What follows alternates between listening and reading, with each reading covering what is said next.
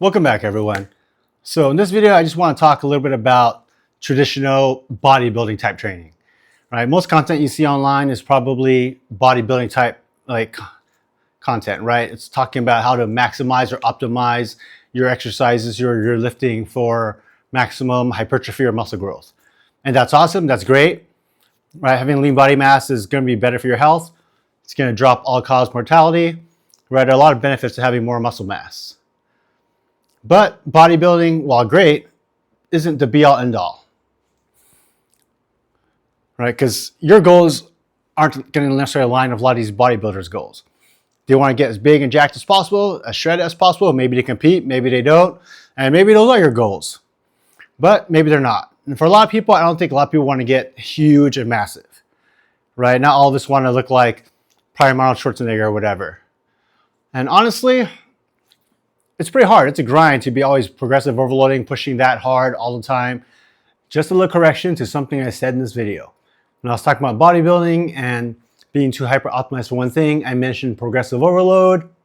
And progressive overload is something that you should always be doing, pretty much almost always. Unless you're completely happy where you're at and you're just doing maintenance, then maybe you don't need a progressive overload. But progressive overload, I erroneously stated, is not anything wrong with bodybuilding. The real thing is just being hyper fixated on just hypertrophy, which is totally fine, but not for everyone. So once again, progressive overload is pretty much always good unless you're purely doing maintenance. And I just wanted to correct something I said in the video there.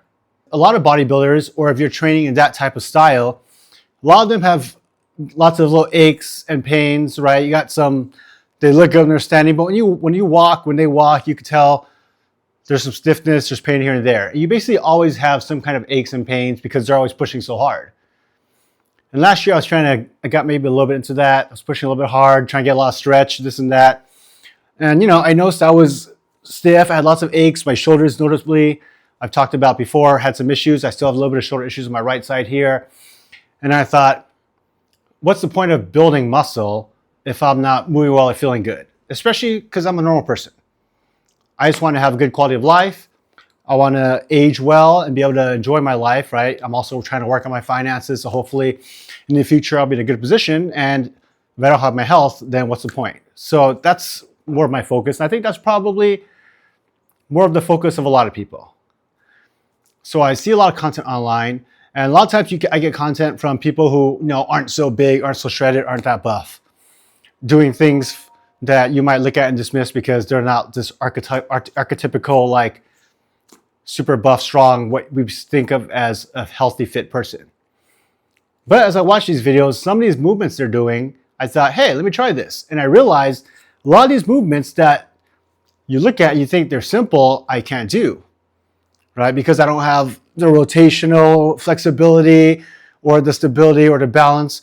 A lot of these things that don't look hard, that are done by these, I mean, they're not out of shape. They're healthy, but not like what we typically look at and think of as like fit, buff people, I'm unable to do. And I hazard a guess that a lot of bodybuilders can't do lots of these motions as well because they're so hyper focused on a certain thing that they're good at, right? Building a lot of lean body mass and looking great for competition or even just for social media. But if that's not your goal, and I think for most people, your goal is just to be able to move well and feel good, then the pure bodybuilding type of workouts, while great, especially if you're a beginner, you're going to build muscle and that's going to be a benefit to you. But at a certain point, while you can still pursue that and that's great, if that's your goal, it's not the be all end all. So make sure you have your goals in mind, right? What you want to get out of it. And if you just want to get really huge and jacked, that's totally cool. But if you notice you're starting to have some issues moving certain ways, your hips don't have great mobility, maybe your shoulders don't have awesome mobility, right? You have some stiffness or some aches here and there, then maybe it's time to reanalyze and perhaps maximum hypertrophy or muscle growth isn't necessarily the way you have to go. But those are just my thoughts. They've been in my head for a little bit because I have been having little aches and stiffness here and there. And now I'm trying to think about how I can adapt my training to maybe address those things and not be so focused on the more optimized muscle building techniques. So that's all I have for you guys. Just thoughts and where I'm at and where I think maybe a lot of people are at or will be at after lifting for a while. So if you got anything on this video, please like and subscribe. If you have any comments or suggestions, please leave them down below. Otherwise, thanks for watching and have a great day.